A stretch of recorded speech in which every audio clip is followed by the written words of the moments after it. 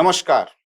मैं डॉक्टर जसपाल सिंह खत्री, प्रवक्ता इतिहास, विद्यालयी शिक्षा, उत्तराखंड।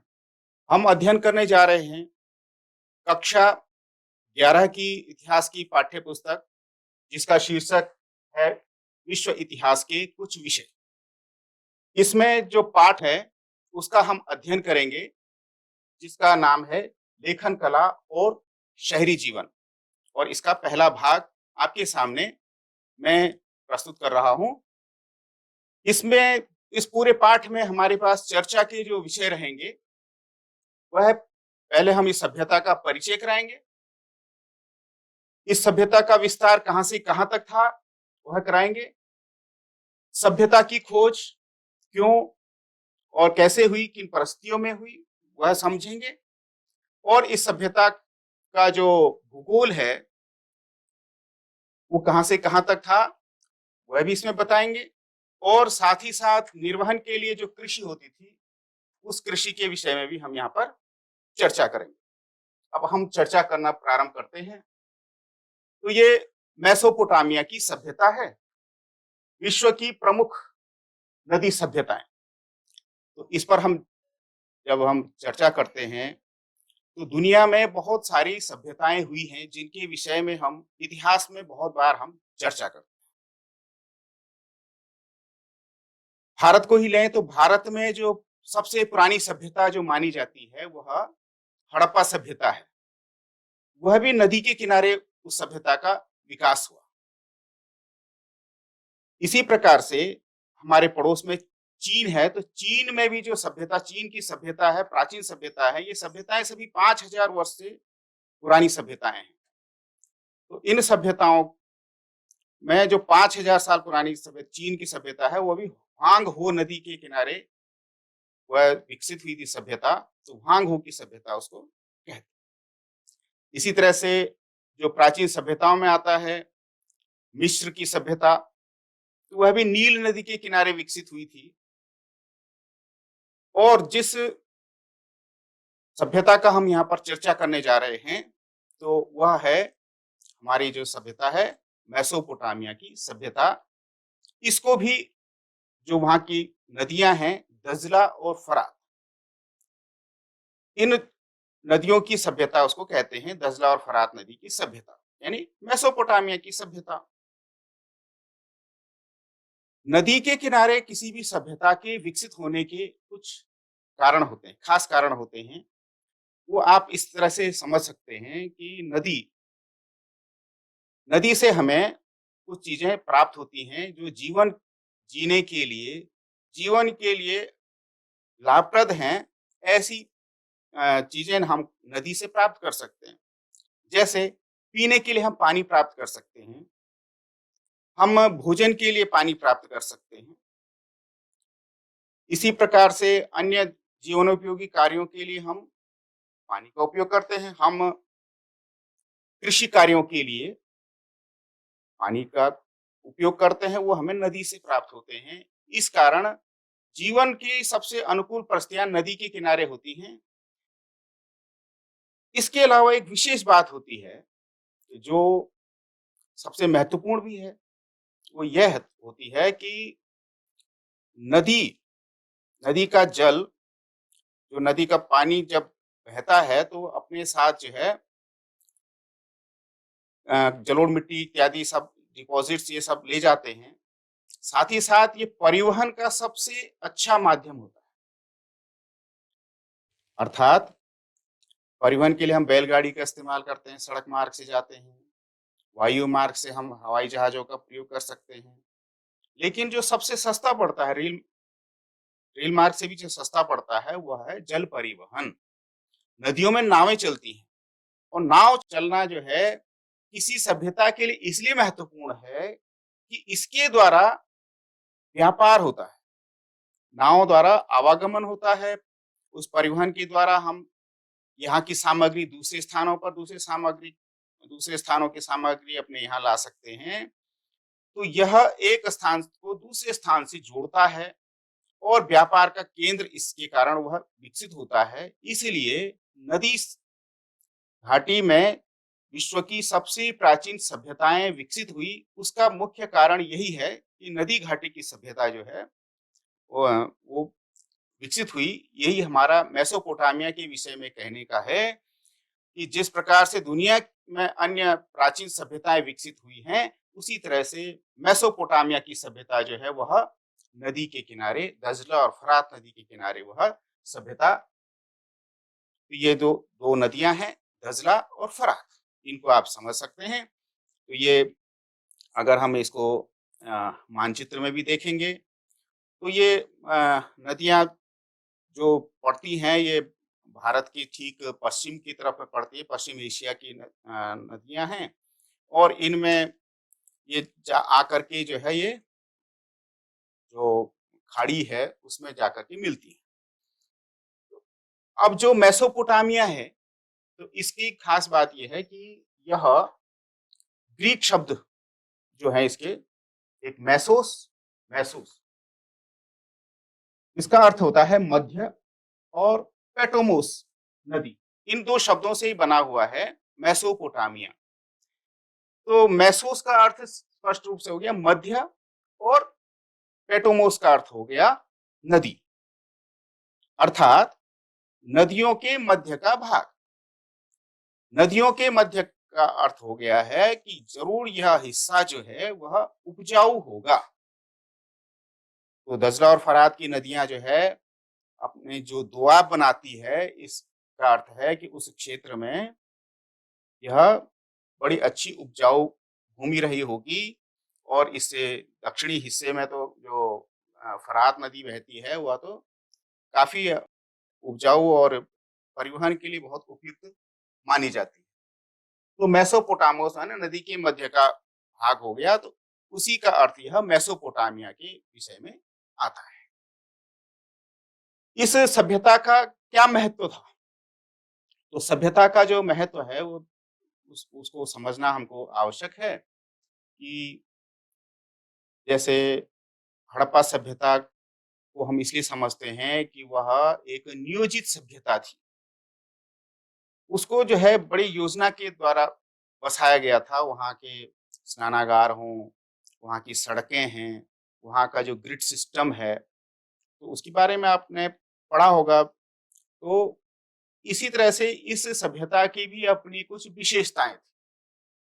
क्या हुआ विशेषताएँ? तो यहाँ जो है लेखन कला का विकास हुआ, जिसको हम इस पाठ का शीर्षक भी है लेखन कला, तो उस पर हम प्रकाश डालेंगे। तो इसी सभ्यता में यह प्रारंभ हुआ, लेखन कला का विकास। कुम्हार का चाक, जिसने कि एक प्रौद्योगिकी के द्वारा पूरा अपना जो सभ्यता का तंत्र है वो बदल करके रख दिया, हमारी जीवन शैली बदल करके रख दी। कि एक चाक जब घूमता है तो अपने साथ जो है मिट्टी से एक आकृति ले लेती है, और मिट्टी के तरह-तरह के बर्तन हम उसमें बना सकते हैं। ये सभ्यता की बड़ी विशेषता है। मिट्टी के पात्र बनाने की कला सभी सभ्यताओं में रही है, और ये हमारे घरों की एसेंशियल, मतलब आवश्यकताएं जो बर्तनों की होती है वो इससे पूरी होती है कि हमको वही बर्तन जो है, खाने के लिए बर्तन चाहिए, पकाने के लिए बर्तन चाहिए, बाँटने के लिए बर्तन चाहिए। तो इस तरह के जो शुरुआत में जो बर्तन बने होंगे वो मिट्टी के बने होंगे, क्योंकि मिट्टी सर्वसुलभ थी। सबसे पहले मिट्टी से ही संपर्क में आया हो, जो मनुष्य हैं वो मिट्टी से ही संपर्क में सबसे पहले आए होंगे। इसलिए इस सभ्यता के बारे में कुम्हार का चाक यहाँ महत्वपूर्ण बात जो इसके द्वारा बताई गई है। अगली बात क्या है कि मेसोपोटामिया की सभ्यता, वो प्राचीन सभ्यता होने के साथ-साथ शहरी जीवन कैसे शुरू हुआ होगा, वो सबसे पहले उसके लक्षण इसी सभ्यता में दिखे थे। तो शहरी जीवन की शुरुआत भी हम पढ़ते हैं विश्व इतिहास में कि सबसे पहले मेसोपोटामिया की सभ्यता में ही इसका प्रारंभ हुआ था। इसी तरह से गणित, गणित के अनुप्रयोग जो आज हम यहाँ तक पहुँचे हैं, तो भारतीयों का भी उसमें योगदान है, लेकिन यहाँ की जो गणितीय संरचनाएँ थी, जो गणित की जानकारी थी यहाँ के लोगों में, यहाँ की साक्षरता में, यहाँ के विज्ञान, गणित, प्रौद्योगिकी में काफ़ी प्रगति हुई थी, जो कि केवल जो जीवनोपयोगी या व्यापार में प्रयुक्त गणनाओं का ही प्रयोग करना नहीं जानते थे, बल्कि बहुत सारी गणनाएँ उनको आती थी, ग्रह नक्षत्रों से लेकर के और सूर्य ग्रहण, चंद्र ग्रहण आदि की भी वह सही-सही गणना कर सकते थे। समय की वो गणना सही कर सकते थे। तो काल गणना में इस मेसोपोटामिया की सभ्यता का बहुत बड़ा योगदान है।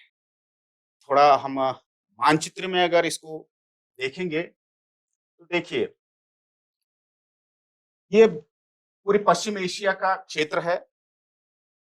इधर आप देखते हैं कि अरब सागर है, इधर फारस की खाड़ी है, ये लाल सागर है, ये भूमध्य सागर है, इधर से यूरोप शुरू होता है। ये तुर्की से जो ये हिस्सा कट गया है, ये यूरोप का हिस्सा पड़ गया। ऊपर काला सागर है, इधर कैस्पियन सागर है। तो जो ये क्षेत्र दिखाई दे रहा है आपको, यह पूरा, ये वाला क्षेत्र, यह पूरा का पूरा यही क्षेत्र है जो कि मेसोपोटामिया की सभ्यता का है, जिसको हम कि आज का क्या कहते हैं, इराक का क्षेत्र है, वह यह है। हमारे पश्चिम में पाकिस्तान पड़ता है, फिर ईरान और उसके उपरांत जो है इराक जो है पड़ता है। तो यह इधर की तरफ सीरिया, लेबनान और इसी भूमध्य सागर का क्षेत्र पड़ता है। और ये नदियां हैं, ये दजला है, ये उत्तर की तरफ को बहती हुई है, और ये फरात जो है अपेक्षाकृत दक्षिण की ओर बहती है। ये वह ऊपर का क्षेत्र इसका क्या है, ये पूरा दिख रहा है कि ये पहाड़ी क्षेत्र है, जो संकेत भी बताया गया आपको कि ये पर्वत श्रेणियां हैं। ऐसे भूभाग में इस सभ्यता का हमने उत्थान देखा, तो ये आधुनिक इराक में यह क्षेत्र पड़ता है। ये मानचित्र में हम इसको अच्छी तरह समझते हैं। तो जो इसका विस्तार है, वो कहाँ है, दक्षिणी भाग में सुमेर और अक्कड़, ये दो क्षेत्र पड़ते हैं। तो ये पहले सुमेरियाई लोग थे वहां पर, बाद में उनका स्थान अक्कड़ इन लोगों ने ले लिया। ये कहलाता था, बाद 2000 ईसा पूर्व में ये बेबीलोन में बदल गया। बेबीलोन एक बड़ा नगर हुआ, प्राचीन नगर हुआ, जो लगभग हम इसको बगदाद, आधुनिक बगदाद जो है आज कह सकते हैं, उसी के आसपास जो है, उसके पुराने खंडहरों में यह कभी बेबीलोन नाम का नगर था। जो मेसोपोटामिया की सभ्यता जब अपने चरम पर थी, तब ये बेबीलोन नगर जो है काफी विकसित नगर था। और जो उत्तर का भाग है इसका, तो उत्तरी भाग जो है असीरिया कहलाता था, क्योंकि यहाँ पर जो स्टेपी क्षेत्र के लोग थे, तो वो यहाँ कई खानाबदोश जातियां थी, वो आकर के यहाँ बस गई, जिसमें जो वो लोग थे, तो वो असीरिया कहलाए। असीरियाई लोगों द्वारा बसाया गया क्षेत्र हो गया, तो असीरिया हो गया। तो इसको हम दोबारा से नक्शे में भी देखेंगे, तो ये बेबीलोन है, और जो उसके नगर हैं उरुक और उर, ये उसके नगर हैं। और जो उत्तर की ओर जो स्थित नगर है, जो अपेक्षाकृत ऊंचाई वाले स्थान पर है, वो मारी नगर है। हम इन्हीं पर भी और यहाँ पर चर्चा करें। तो हमने कहा कि जो भाषा थी वहां की, वह सुमेरियाई भाषा थी। सुमेर लोग पहले आए थे, तो सुमेरियाई भाषा यहाँ पर थी। और आगे बढ़ करके 2400 ईसा पूर्व में सुमेरियाई भाषा का स्थान, जो वहां प्रभावी जाति थी, अक्कड़ लोग थे, उनकी जो जैसे जैसे जो लोग आते गए, जो प्रमुख रूप से जो भाषा बोलते हैं, वही फिर पूरे राज्य की भाषा के रूप में परिवर्तित हो जाती है। तो उसका स्थान जो है वो अक्कड़ लोगों ने ले लिया। तो अक्कड़ ही उनकी भाषा थी, तो उस भाषा ने उस स्थान को ले लिया। ईसा पूर्व से जो हम आशय है, वो आप लोग अच्छी तरह से समझते होंगे कि जैसे ईसवी सन है, तो इसमें चला 2023 ईसवी। तो इसी तरह से जो 2400 ईस्वी का मतलब हो जाता है, उसमें 2000 साल और जोड़ दीजिए, तो यानी ये 4400 4,400 ईसा मैंने इतने वर्ष पूर्व की बात हम कर रहे हैं। तो यह सभ्यता यूँ समझ लीजिए आज से 5000 साल पुरानी सभ्यता है आज से। तो तब ये प्रकाश में आ गई थी ये सभ्यता और अपने वैभव पर जो है धीरे-धीरे करके यह भाषा चल रही थी। 1400 ईसा पूर्व आते-आते जो है, जो इनकी भाषा थी, ये बदल करके क्या हो गई, अरेमाइक हो गई। अरेमाइक भी एक प्राचीन भाषा है और जो कि हिब्रू भाषा से मिलती-जुलती है। हिब्रू ये इराक में आज भी बोली जाती है और इसी के साथ-साथ जो हिब्रू बोलने वालों का जिनकी अपने राष्ट्र की भाषा है हिब्रू, वो इज़राइल के लोगों की है, यहूदियों की प्राचीन भाषा है हिब्रू, वो आज भी चलती है वहाँ और काफ़ी लेखन वगैरह सब इसमें चलता है। इसी अरामाइक और हिब्रू से ही हम जो है इनके प्राचीन लेखों को पढ़ने में सफल हुए हैं। हमारे भाषा विज्ञानी, प्राचीन अभिलेख शास्त्री जितने भी हैं उन्होंने इनको पढ़ा है इनके लेखों को। इस कारण क्योंकि भई लेखन कला का प्रारंभ मैंने बताया कि इसी सभ्यता में हुआ था, तो ये प्रारंभ जो है वहाँ से हुआ था। तो ये हिब्रू से मिलती-जुलती भाषा थी और यहाँ इस सभ्यता का जो है इस प्रकार से विस्तार हुआ था। आगे हम इसमें ये पढ़ते हैं कि इस सभ्यता की खोज, मेसोपोटामिया की जो सभ्यता है, इसकी खोज के पीछे कुछ विशेष कारण रहे होंगे कि क्यों इसके प्रति लोगों की रुचि थी कि इस के बारे में जब लोगों ने कथा सुनी होगी, इसमें रुचि जगी होगी लोगों की, तो वो क्या बात रही होगी, तो उसके बारे में थोड़ा-सा हम जानेंगे। तो 1840 ईस्वी के दशक में इसके बारे में खोज होनी जो है शुरू हुई। तो सबसे पहले जो मैंने आपको पहले ही बताया था कि उरुक और मारी नगरों का उत्खनन सबसे पहले शुरू किया था, तो 1860 के आसपास से इन्होंने शुरू कर दिया था। तो जैसे कि उरुक और ये उरुक है, ये उर है, ये मारी है। इन्हीं नगरों का जो है उत्खनन जो है वो सबसे पहले इन लोगों ने कराया। अब इसका रीज़न क्या था? रीज़न यह था कि जो बाइबिल का जो पूर्व भाग होता है ओल्ड टेस्टामेंट, इसको यहूदी लोग जो है इसका प्रयोग अधिक करते हैं। ईसाइयों में भी ये माना जाता है क्योंकि ये जो सेमिटिक रिलीजन है उसकी भूमि दरअसल इसी के आसपास, जो इज़राइल है उसके आसपास जेरूशलम, इन्हीं के आसपास जो प्रमुख सेमिटिक रिलीजन हैं जिनको जो उधर पश्चिमी एशिया क्षेत्र में जो प्रमुख धर्म अ, उभरे, तो उसमें पहले यहूदी उभरे, यहूदियों के बाद जो है फिर ईसाई और ईसाइयों के बाद फिर मुस्लिम। तो ये तीनों जो है इनको मिला करके सेमिटिक रिलीजन हम कहते हैं और यह सेमिटिक रिलीजन के होने के कारण इनके पुरखे एक ही हैं और एक ही कहानी से ये लोग जुड़े हुए हैं। कहानी का मुख्य है ओल्ड टेस्टामेंट का बाइबिल। तो बाइबिल में जो धर्म ग्रंथ है वो तीनों का धर्म ग्रंथ वही है और इसमें मूल कहानी जो है वह एडम और ईव की आती है, जिनको कि गॉड ने जो है उनको स्वर्ग में तैयार किया और ईडन गार्डन उनके लिए दिया कि इसमें जो है आप आनंद पूर्वक दिन व्यतीत करो। लेकिन वहाँ पर पुरानी कथाओं में आता है उनकी कि वहाँ पर एक पेड़ था जिस पर एक प्रतिबंधित फल, यानी उस पर उन्होंने कहा था कि इसके फलों का आप भक्षण नहीं करेंगे, इनके फल को नहीं खाएँगे, उनको उससे रोका गया था भगवान ने। लेकिन शैतान के भड़काने पर ईव ने एड एडम को कहा कि तुम उस फलों को लाओ और उन्होंने वो फल ग्रहण कर लिए थे। उसके बाद से परमेश्वर जो है नाराज़ हो गए, तो उन्होंने उनको ईडन गार्डन से धरती पर भेज दिया। तो धरती पर भेज करके जब वो वहाँ से विदा हो रहे थे, तो उन्होंने कहा हम कहाँ जाएँगे? तो उन्होंने कहा कि अब आप धरती पर जो है अपने पापों की मुक्ति के लिए संघर्ष करो और बाद में तुम्हारी मुक्ति का मार्ग मार्ग हम बताएँगे।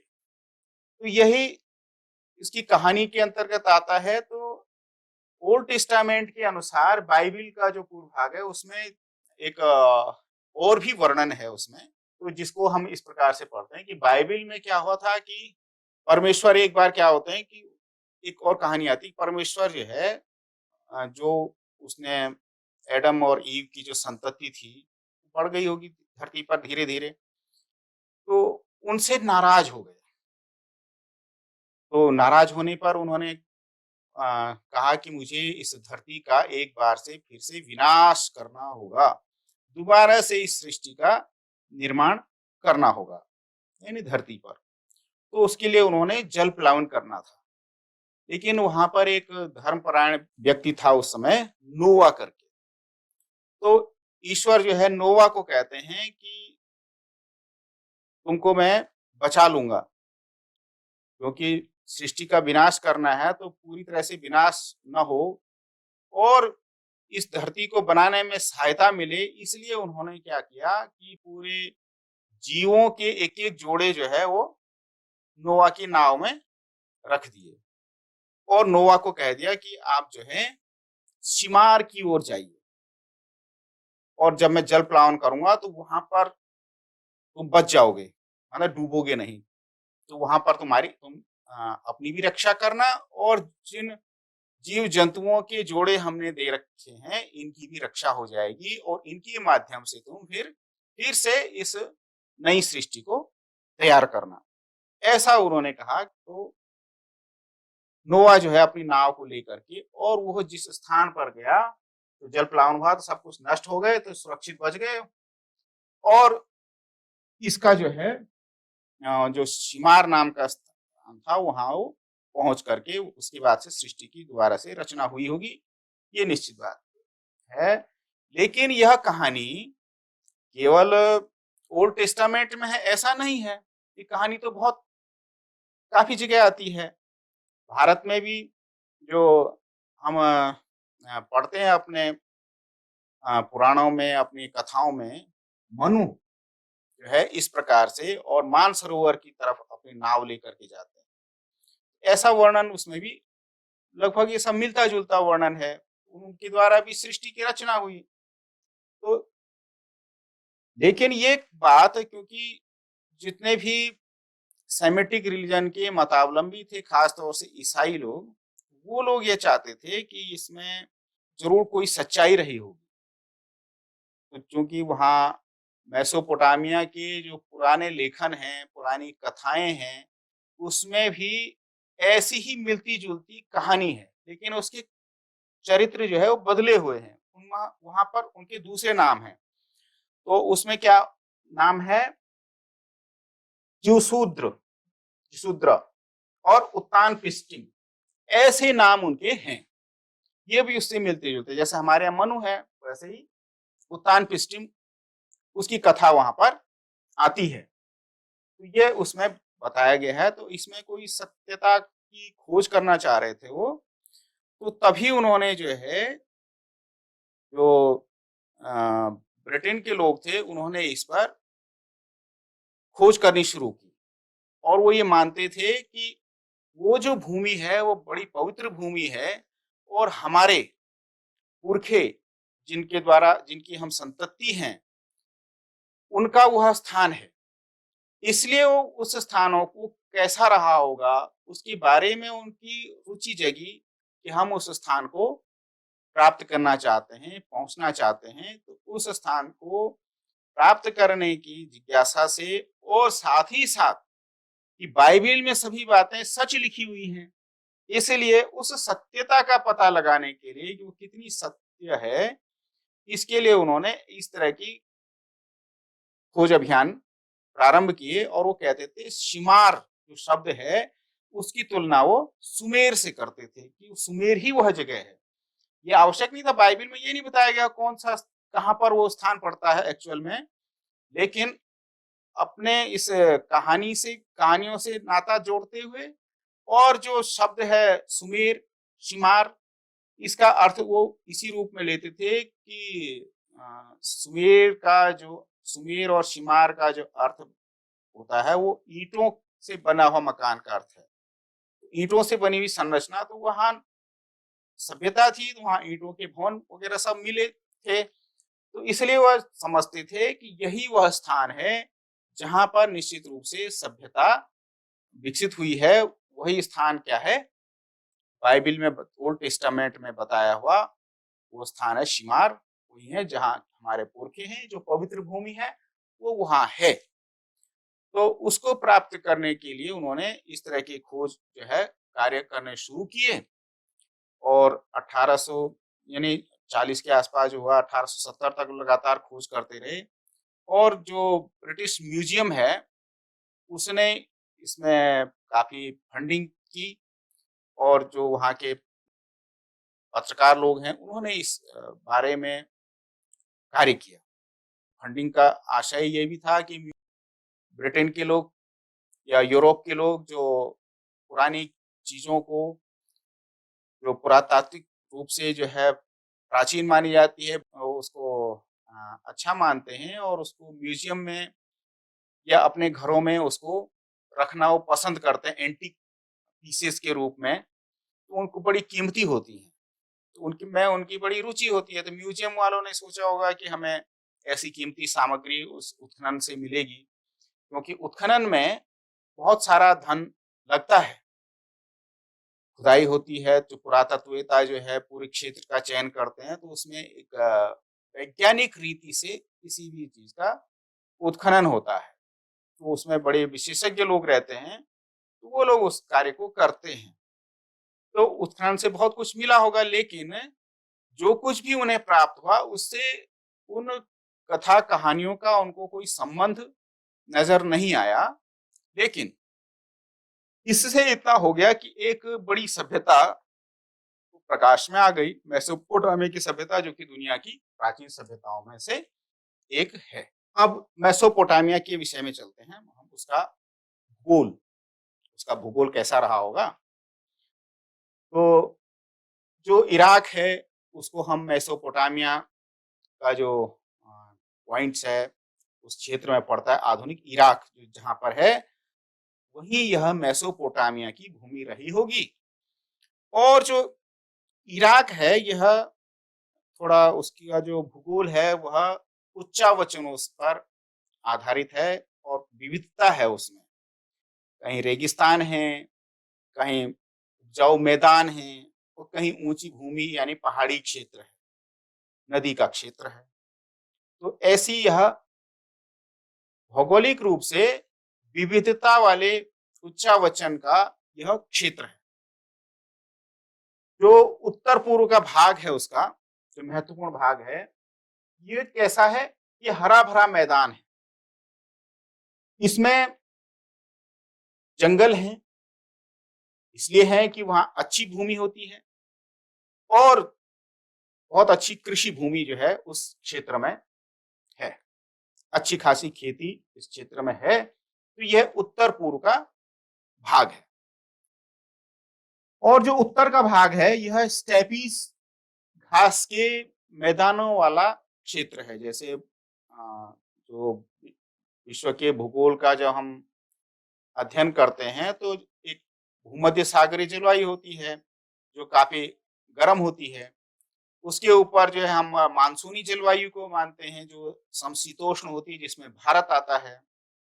तो यहाँ अच्छी फसल होती है, अच्छी वर्षा होती है, और यह जीवन के लिए, लोगों के लिए उपजाऊ क्षेत्र को देती है, और जीवन जीवन जीने लायक जो है अच्छे वातावरण को प्रदान करती है।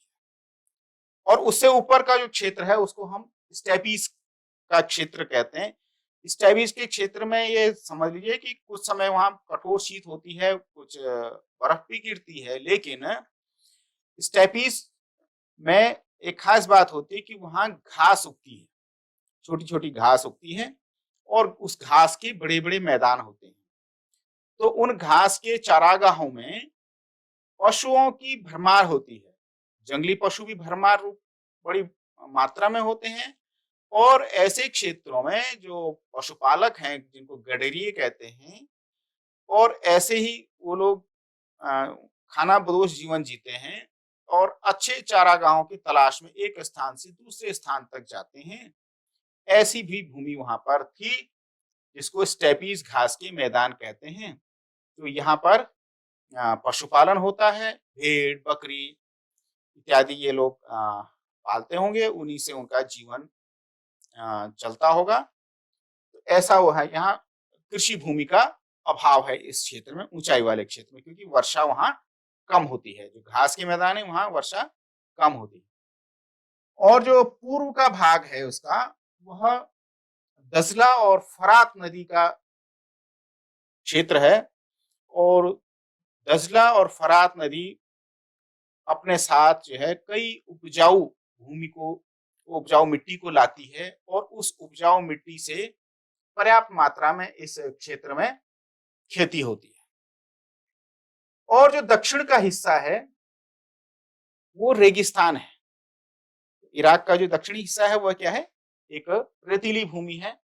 और वो नदी जो है फरात नदी उस ओर से बहती है। एक ही इसके पक्ष में जो परिस्थिति है वो है नदी का क्षेत्र। तो नदी का जो क्षेत्र आता है उसके कारण यह रेतीला स्थान होने के बावजूद यह अधिक विकसित है। ये एक विशिष्ट पॉइंट है इसका। और यहाँ इसी के बूते यहाँ पर विकसित अर्थव्यवस्था हुई, और जिसके कारण ये सभ्यता जानी जाती है।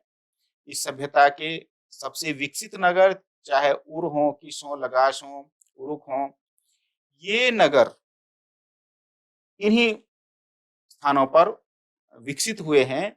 उसके पीछे कारण ये था, आप लोगों के मन में प्रश्न आता होगा कि रेगिस्तान में तो वर्षा नहीं होती है, तो वहाँ खेती इत्यादि ये सब कैसे होता है, विकसित कैसे हुआ? क्योंकि अफ्रीका में सहारा रेगिस्तान है, तो बहुत बड़ा रेगिस्तान है, तो वहाँ सभ्यताएं नहीं पनप पाई। लेकिन रेगिस्तान की भूमि में भी जो फरात नदी जो यहाँ से विचरण करती है, तो उस फरात नदी से कई स्थानों पर बड़े बड़े द्वीपीय और ये क्षेत्र बन जाते हैं। उसकी कई नहरें इत्यादि यहाँ से निकली हुई हैं। उन्हीं के द्वारा जो सिंचित भूमि है उसमें यह दक्षिण का भाग जो है ये क्या हुआ, ये विकसित हुआ। उसी के द्वारा कृषि हुई, उसी के द्वारा इनकी समृद्धि आई। और ये सब मुख्य कारण इसका यही क्षेत्र जो है ये बना हुआ है। ये इस मेसोपोटामिया का भूगोल है, जिसको आपने समझ लिया होगा कि यह घास के मैदान भी है, यहाँ पर ऊंची भूमि भी है, और यहाँ पर हरे भरे जरूर मिट्टी के मैदानों से भरपूर यह भूमि भी है, और रेतीली भूमि जो है रेगिस्तान भी यहाँ पर है। अब बात इसकी हम करते हैं कि ये जो फरात नदी है ये मरुस्थल का क्षेत्र हो गया, ये ऊपरी भूमि होगी जिसमें ये वाले क्षेत्र हैं, निनवे है, नीमरूद है, असुर है, ये मारी जो है इसकी तलहटी में पड़ता है। तो ये पूरा क्षेत्र है, बगदाद है, बेबीलोन वगैरह, ये सारी की सारी भूमि जो है, ये जो दिखाई दे रहा है आपको, ये पूरा रेतीला भूभाग है जिसमें आपको यह सब दिखेगा। तो इसी क्षेत्र में जिसको हमने बताया है, यही क्षेत्र उस प्रकार का क्षेत्र है जहां पर सभ्यता विकसित हुई, और कृषि उत्पादकता जो है इसी फरात नदी के जल से यहाँ का होता था। तो यह जो ये नदी है ये फारस की खाड़ी में मिलती है। तो इसी के द्वारा जो है पूरा अर्थतंत्र इसी फरात नदी के द्वारा यह चलता है। इसके द्वारा व्यापार भी होता था और कृषि भी होती थी। अब इस पर कृषि पर आते हैं। तो कृषि का भूभाग कैसा है? तो जैसा कि मैंने आपको बताया कि जो दक्षिणी भाग है वह नदियों की जो है करधनियों से बना हुआ है, भले ही रेतीला भाग है, किंतु यह क्षेत्र जो है कृषि के लिए सबसे उपयुक्त माना गया है। तो कैसा है?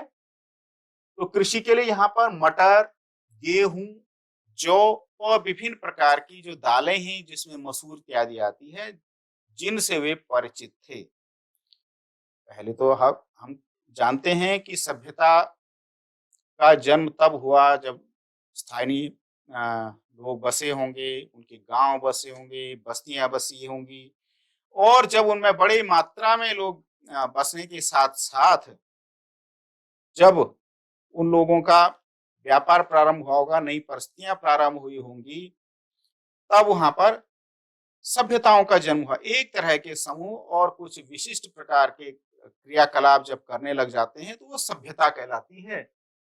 तो यहाँ पर ये फसलें उगाते थे और रेगिस्तान में आप जानते हैं कि क्या होता है, खजूर बड़ी मात्रा में होते हैं और वह भी काफी मात्रा में इस क्षेत्र में पैदा होते थे। साथ ही साथ जो पशुपालन है, पशुपालन भी यहाँ की बड़ी विशेषता लिए हुए था और जो उत्तरी भाग है वह पशुपालन के लिए मैंने कहा बहुत महत्वपूर्ण था। दक्षिणी भाग में भी वो लोग भेड़-बकरियों को पालते थे और पशुओं को तो आप जानते हैं कि मांस के लिए, दूध के लिए, ऊन के लिए और इनके द्वारा बने हुए अन्य प्रोडक्ट्स के लिए पशुपालन किया जाता है। तो जो खेती नहीं करते हैं वो पशुपालन करते हैं और कुछ ऐसे क्षेत्र होते हैं जहाँ खेती भी होती है और पशुपालन भी होता है। तो ऐसे ही क्षेत्र थे जो उत्तर का भाग है जिसमें मारी नगर पड़ता है या उसके उत्तर का भाग है, तो वहाँ केवल पशुपालन होता है। लेकिन जो दक्षिण का रेतीला भाग होता है वह क्या है, पशुपालन के साथ साथ कृषि के लिए भी वो बहुत ही उपयोगी है। कुछ कार्य आपके लिए हैं, जो क्रियाकलाप है कि आप लोगों ने जानना है कि जल प्लावन के बारे में अनेक समाजों में अपनी अपनी पुराण कथाएं प्रचलित हैं। मैंने उसके कुछ उदाहरण आपको बताए थे और इतिहास में हुए महत्वपूर्ण परिवर्तनों की यादों को अमिट रखते हुए लोग अभिव्यक्त करते हैं। इनके बारे में कुछ और जानकारी का पता आप लोग लगाएं और यह भी बताएं कि जल प्लावन से पहले और उसके बाद का जनजीवन कैसा रहा होगा। तो इसको आप अपने अध्ययन के द्वारा इसको समझेंगे और ये करेंगे और एनसीईआरटी की कक्षा 11 की पाठ्य पुस्तक से इसकी सामग्री का उपयोग हुआ है। इसी के साथ यह हमारा अध्याय का ये पहला भाग हम यहाँ पर पूरा करते हैं। धन्यवाद।